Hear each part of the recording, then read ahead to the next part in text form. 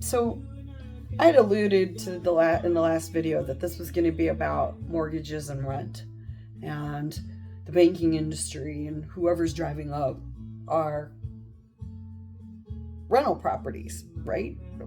What is it? Who is that? And we all picture, when we talk about rental properties, we all picture Joe Schmo, who is our neighbor, who's a good guy, or a coworker, and they own 4 or 5 houses, right? Or 6, and they got somebody managing them for them, and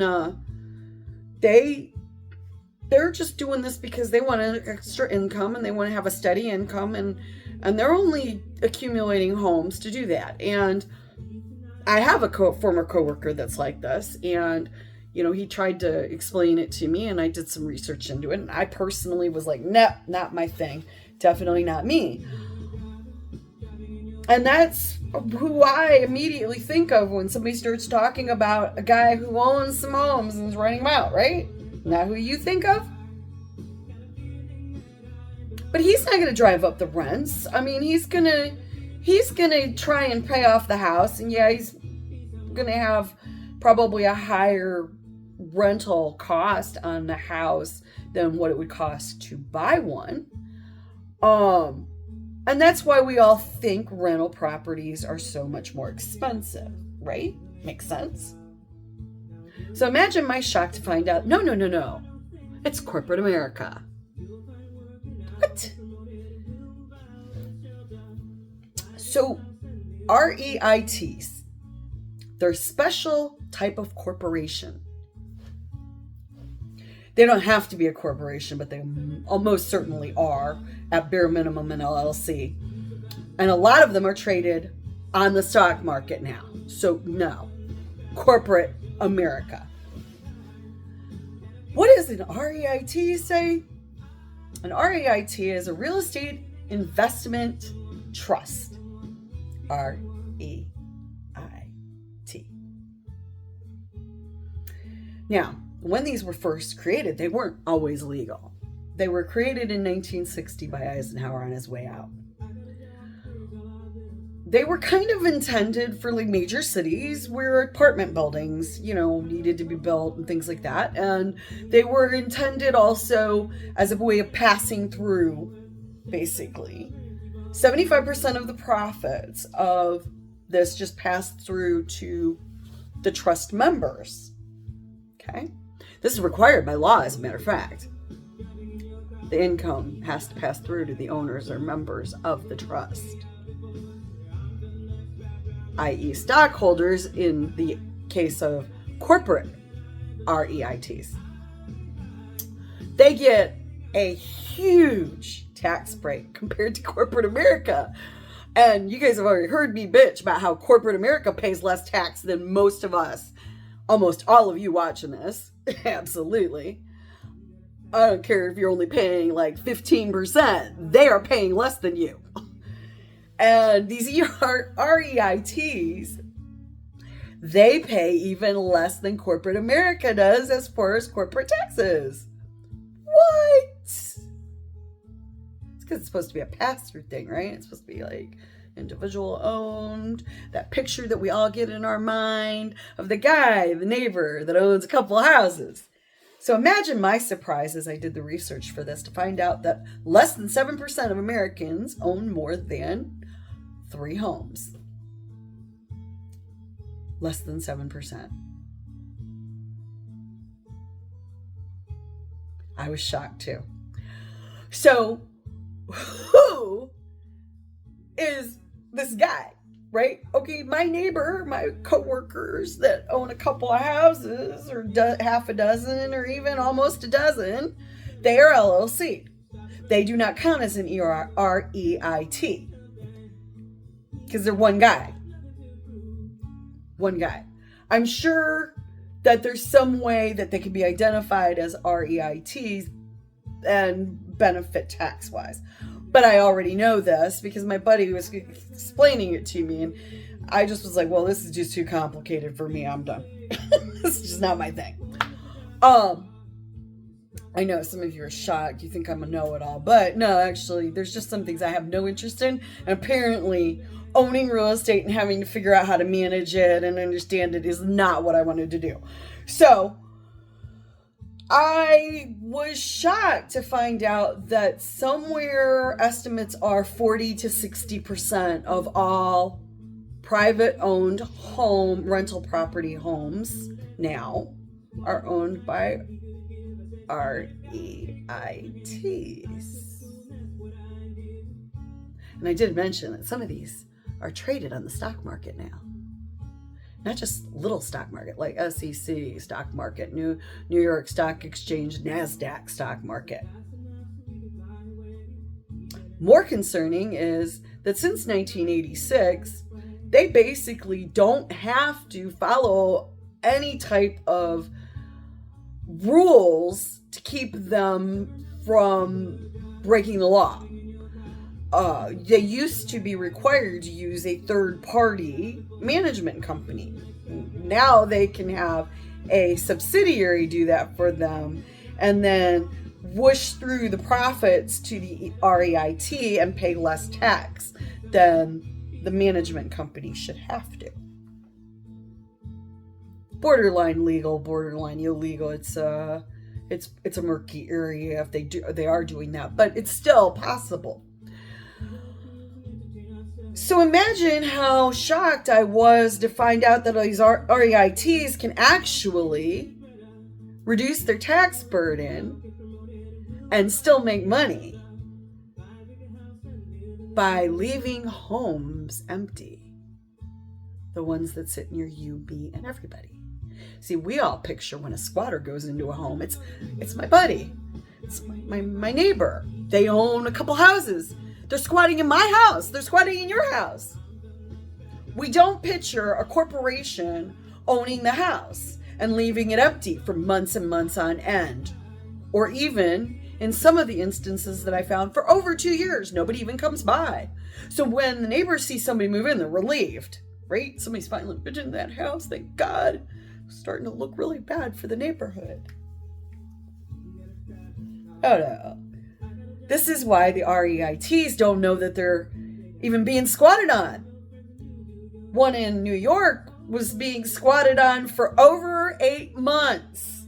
Had no idea. By the time they actually realized somebody was squatting there, they had been living there 8 months unchallenged. The house had sat empty for over 2 years before that. Do you think your neighbor or my former coworker could have a house sit empty that long? Do you think they would? Hell no. They're there to have some extra income coming off that house. They are not there to screw themselves out of income that they could have coming in. So we picture them. In the meantime, corporate America has taken over this and is driving up our prices. Worse yet, what is the long-term impact on areas where they have had success at this? San Francisco, Los Angeles, New York, Chicago. We all know, we talk about it all the time. People can't afford rent there. People can't afford rent there because these corporations don't need to lower the rent to meet the demand and the ability of people to pay. They can write it off as a tax loss. Who gives a shit if half the town is living on the street? They don't have a soul. Corporations don't have souls, even if we did finally allow them to pretend like they're people. When I realized that of the squatter stories that I had wanted to cover for this, that every last one of those ended in a REIT. And in some cases, those homes, according to their own neighbors, have been empty for months, almost a year or more in a couple of the cases.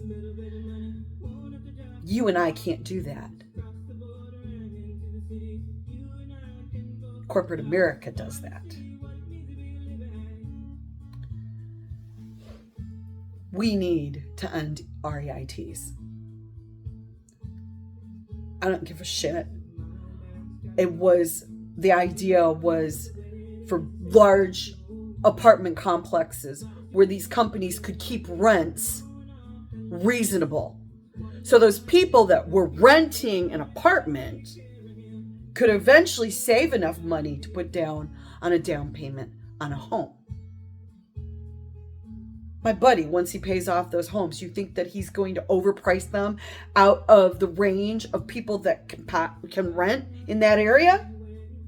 Be realistic. Of course not. He is held to the standard of supply and demand.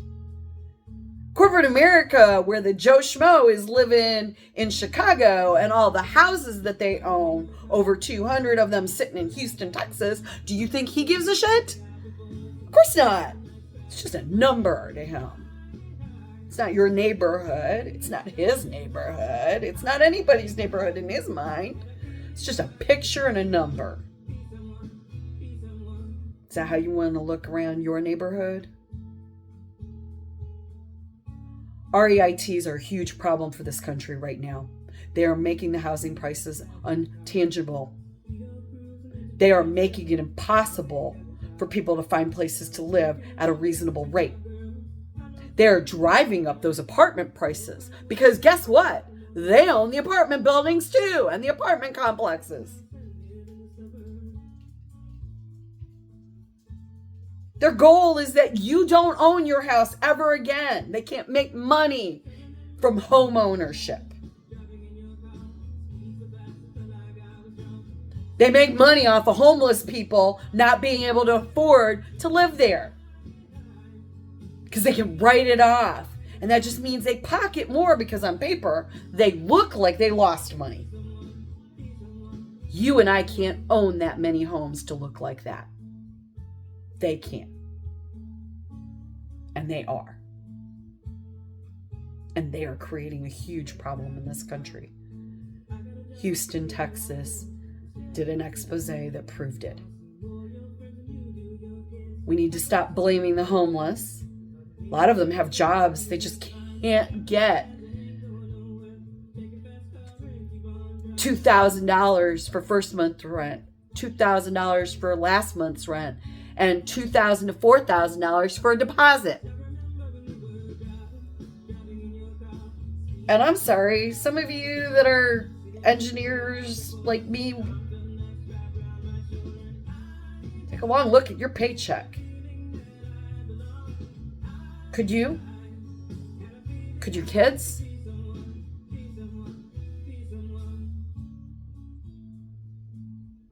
Give it some thought. We need to reinstate some of those laws limiting the REITs.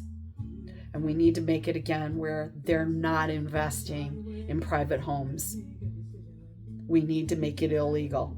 And oh, by the way, if somehow you hate me enough because you know my politics or whatever, my leanings, let me make this clear. They also expanded how many foreign investors are allowed to invest in REITs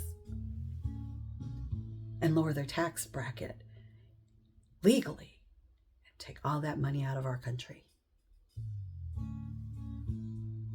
We need to address REITs. We need to put a stop to them owning private homes. Because in Houston, Texas, no matter what neighborhood you live in, you can walk outside, throw a stone at any one house, and you have a 1 in 6 odds of hitting a home owned by an REIT. No matter which neighborhood you live in.